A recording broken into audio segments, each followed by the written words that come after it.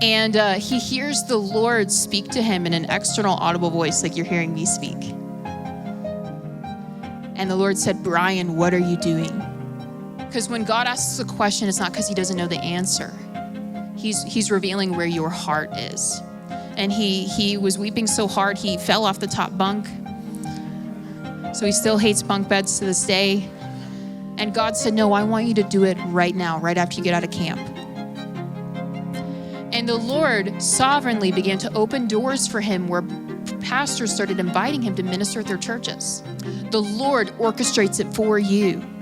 Because man looks at the outward appearance, but the Lord looks at the heart. Hey guys, Dr. Brian Connolly here, founder of Faith Like Birds. Before you watch, would you do me a favor? If you actually like what it is that you see and hear, do us a favor, help us increase our reach by liking the video, even subscribing to our channel, and even sharing it. Because here's the thing, Faith Like Birds exists to be a movement of restored young lives laid down for Jesus, meaning we want to see a generation come in contact with the goodness, love, and power of God in a way that makes them free, and more than that, causes them to submit to the lordship of Jesus. The Lord has launched me into speaking at a younger age than I expected. And for my husband, even more so. My husband started preaching at 15 years old. And he was at a camp like this. It was bigger because it was near, I think it was near Cleveland. It was Church of God. And there was a couple thousand teens there. And when he was there, he was an atheist. And his mom and stepdad had gotten recently saved. And he only went to the camp to make girlfriends, to have girlfriends. That was the only reason he went. He didn't want to go. He wasn't interested at all. He ended up going to youth group at first because he wanted to have free pizza and wings. He found out there was free pizza and wings there. And then his friend convinced him to go to camp because he wanted to have girlfriends. He ended up having 2 girlfriends. Now, yeah, I know. Now, as you know, as a girl, I'm like, girls, like, why did you settle for one guy? Like, you know what I mean? He told me he had 2 girlfriends, and he likes to joke about it. He's really funny. Anyways, but he was an atheist. He didn't care. He didn't believe in any of this stuff. He wasn't, following the Lord. And so, anyways, that was where his head was, and he's in a service, and he's with these 2 girls, and his other friend had 2 girlfriends. And like my heart goes out to the girls. I'm like, girls, like, what were you thinking? Like, you know what I mean? Like, don't settle for one guy. You guys have to share. You know what I mean?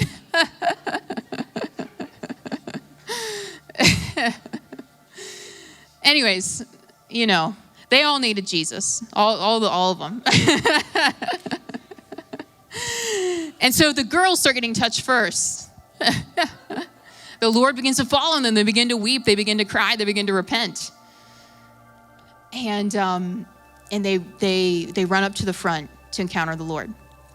It's amazing. Thank you, Jesus. But the boys are sad.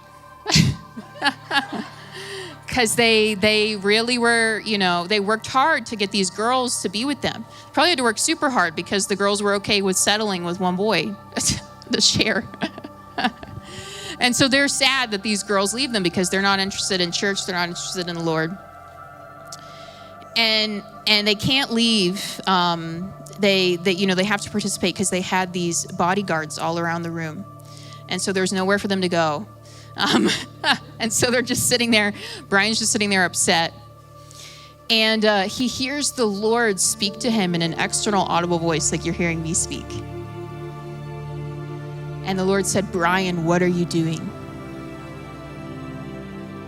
Which now it reminds him of when God spoke to Adam in the garden and said, Adam, where are you? Because when God asks a question, it's not because he doesn't know the answer. He's revealing where your heart is. He's saying, Brian, what are you doing? You're outside of my purpose for your life.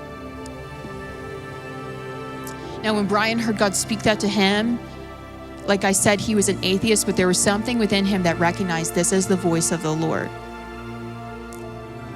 But he wanted nothing to do with God. So he ran into the bathroom and he yelled out in the bathroom, "Leave me alone. I want nothing to do with you and nothing to do with religion." And then he felt the presence lift. But the Lord was in pursuit of him, even though he was rejecting him. And so that was during the service. They went back to the room. They had, bunk beds, and everyone's in one room. And the youth pastor was asking Brian, "Did anything happen to you tonight?" And he lied to him, and he said no. And they went, they were going to go to sleep. And everyone in the camp that was used to this youth pastor, they'd been to camp before. And so this youth pastor had horrible sleep apnea and snored super loud. And he had to wear earplugs to not wake himself up. And so all the other boys brought earplugs, except for Brian, because he was the newbie. And so he's just lying there awake. He's in the top bunk. He's mad because his youth pastor's keeping him up. He's freaked out because of the experience he had earlier.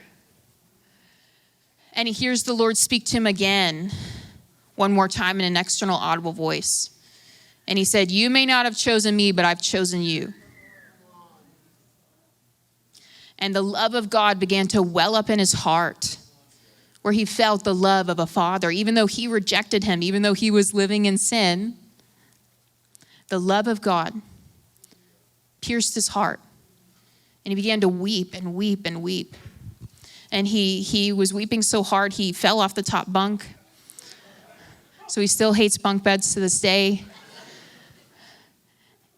And he sat outside all night weeping as the Lord began to speak to him scripture he never read. Speaking to him Jeremiah 1. And one of the things that God spoke to him is he said, "I've called you to preach my gospel." And Brian thought, "Okay, God, I'll do that when I'm 40. And God said, "No, I want you to do it right now, right after you get out of camp." And the Lord sovereignly began to open doors for him where pastors started inviting him to minister at their churches, which was just something that God orchestrated. I want to tell you, when you give a genuine yes in your heart to the Lord, there's things that the Lord will orchestrate on your behalf. It's not something that you're trying to make happen. The Lord orchestrates it for you, because man looks at the outward appearance, but the Lord looks at the heart. He's looking at your yes.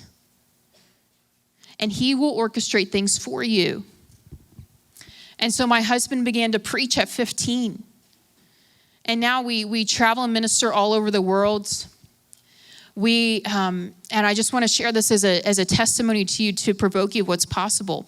My husband, he had the opportunity and the honor to get to preach at Bethel. And he did at 23 years old. And I preached there, I was 27.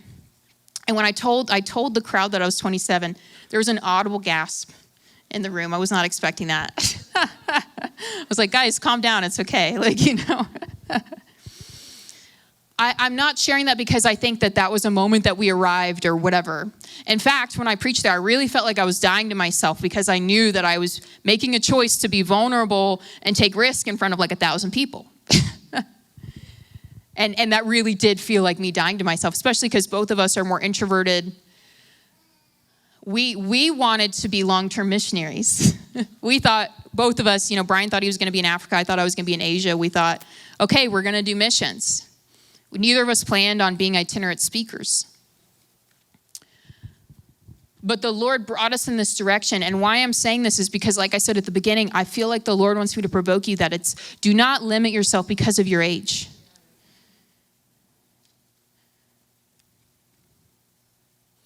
Because the enemy can put this expectation on us, right? Oh, well, you can't do that yet. Now, I want to say, if the Lord accelerates you, there's a lot of pruning. There's a lot of pruning that comes. So what does this mean? It means, are you willing to let him prune you? Are you willing to let go of offense?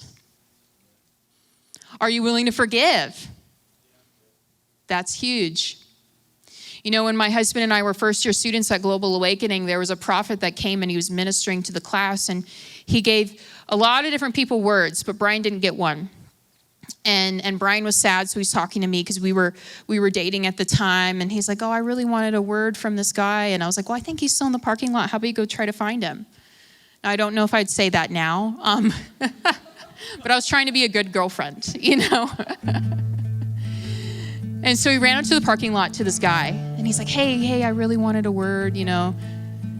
He's like, okay, and he kind of thinks for a minute, and then he's like, I think God's going to give you a lot of opportunities to be offended. He's like, all right, bye, like, you know, gets in his car. And Brian comes back in, and he's sad, and I'm like, well, did you get a word? And he's like, I did, but it wasn't the word that I wanted.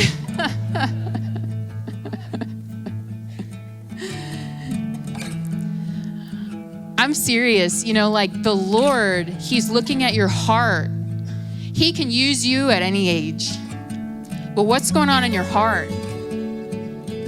How is your heart yielded to him? Are you posturing your heart? Right? It talks about this in the scripture, that the Lord, he exalts those that are humble in due time. You know, if God has called you to make an impact, trust him with that impact. Trust him with that process. What you need to be thinking about is your heart and how you're connected to the Lord, and allowing him to shape you and mold you and heal you, so you're actually able to go all the way with him. Because if you don't do that, then whatever you're called to will crush you. And that's a part of the process too. I've had many times where I felt like I'm being crushed. And then you go and read 2 Corinthians. It's like we're crushed, but not, we're persecuted, but not abandoned. We're struck down, but not destroyed, right? That is the Christian life. Jesus said, take up your cross and follow me. Daily take it up. Those that want to gain the world will lose it. Right? We're in this place where we're yielding ourselves deeper and deeper to the Lord. And that's what God is after. Jesus entrusted the secrets of the kingdom, this precious experience, to young people, his disciples, teenagers and young adults.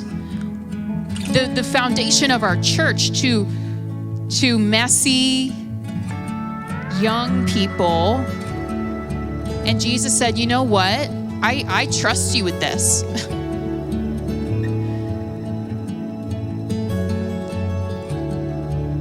Jesus didn't say you have to wait until you're this age. But he did challenge them, and he challenged their hearts. There has to be this genuine commitment because the Lord, my husband says it like this, that God is not after the 90% you give, but the 10% that you keep. You know, we can look at different things that we do for God and think, okay, I could do that.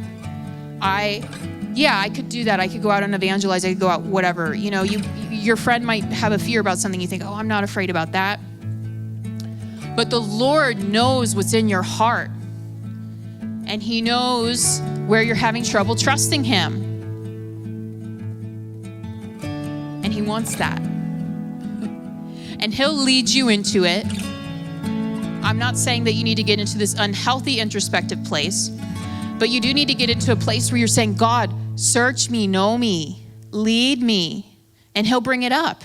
He'll teach you. He'll show you. If you want to partner with our vision and mission to see a generation restored and released into a relationship with God, not only just through our events, but also through media content like this, you can visit faithlikebirds.com and become a monthly partner today. Thank you for watching.